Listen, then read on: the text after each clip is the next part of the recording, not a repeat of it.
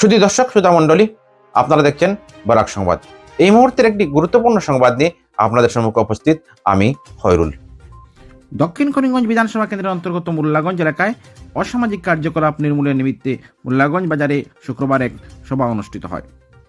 মোল্লাগঞ্জ studies and cultural সেন্টারের সভাপতি আজিজুর রহমান তালুকদারের সভাপতিত্বে সভায় বক্তব্য রাখতে গিয়ে বারিগঞ্জ জেলা পরিষদের প্রাক্তন সদস্য হাজি আবু বকর সিদ্দিক বলেন, মদ ড্রাগস সেবনকারীদের বিরুদ্ধে সবাই একসাথে প্রতিবাদ করতে হবে এবং সর্বপ্রথম অভিভাবক সহ গ্রামের প্রতিবেশীরা কঠোর পদক্ষেপ গ্রহণ করা প্রয়োজন।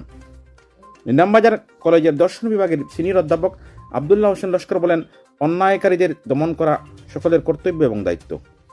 সুষ্ঠু সমাজ প্রতিবাদ না করলে এমন একদিন আসবে ঘরে বসে কেউ রেহাই পাবেন না। সমাজের বৃহত্তর স্বার্থে সবাইকে এগিয়ে আসার আহ্বান জানান তিনি। প্রবীণ রাজনীতিবিদ তথা স্টাডিজ সার্কেলের সভাপতি আজিজুর রহমান তালুকদার বলেন, সমাজদ্রোহী কাউকে রেহাই দেওয়া যাবে না।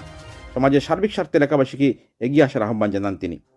শিক্ষাবিদ শামসুল হক জুরগলায় বলেন, মোল্লাগঞ্জ এলাকা হলো অলিয়া উলিয়াদের স্থান।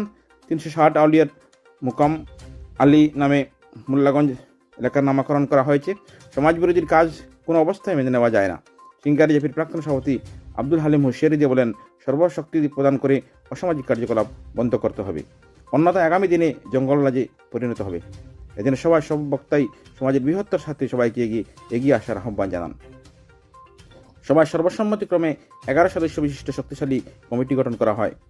বক্তব্য রাখেন মৌলানা কমরুদ্দিন, সেন্টারের সাধারণ সম্পাদক মঞ্জুরুল হক, সমাজসেবী মানিক আহমেদ তাফাদার, ওয়ার্ড সদস্য আবুল লস্কর, তারিক আনোয়ার প্রমুখ। মোল্লাগঞ্জ থেকে আব্দুল হামিদ লস্করের প্রতিবেদন, বরাক সংবাদ। ছেলে দুইটারে আশ্রয় ধরিয়া আরো বাইরে থেকে দুইটা ছেলে আইয়া কোনো হাই স্কুল আছে, হায়ার সেকেন্ডারি স্কুল আছে, বিভিন্ন মেয়েরারে ডিস্টার্ব করার নিমিত্তে হয়। অনেক সাধারণ মানুষ রাস্তা দিয়ে আগে এই সময় দেখা যায় অনেক 60টা ছেলে দাঁড়াই দিয়েছেন, অনেক মিলাহিদারের ভুয়া হইল দাঁড়াই, অনেক ক্ষমতাশালী ব্যক্তির ভুয়া দাঁড়াই, তাই না দেখলা এগুলো দাঁড়াইলে কেন মাত্রাম পিতা শিখাইলে এরা হয়তো উল্টা অনষ্ট করে দিতে পারে। এলাকা পরিস্থিতি বিরাজ করে কিন্তু বিভিন্ন জায়গা এরা শুধু এই অঞ্চলে নয়। ও কয়েকদিন আগে খড়গপুর পাবলিক হাই স্কুলে একটা ঘটনা, শেষ মত করলা লইয়া বাড়ি গিয়া বাড়ির বাজে ও ঠান্ডা হয়েছিল। এর লাগে আমার কথা আমি একমত, আপনারা সচেতন নাগরিক হল, মুরব্বী হলে সহযোগিতা করো কোয়া। আর কিন্তু স্বচ্ছ যুবকর মানে জিম্মাদারি দেখুয়া, মাঝে মাঝে তারা টল দেখুয়া যে বাইরেও কোনো ছেলে হলে আইয়া এটা তো আমরা মেয়ে বা বউ এখানে কোনো ডিস্টার্ব করতে, এই ডিস্টার্বটা আছে বিভিন্ন জায়গা। আর বিশেষ করে সমাজে অপকর্ম যেগুলো আজকে নাচন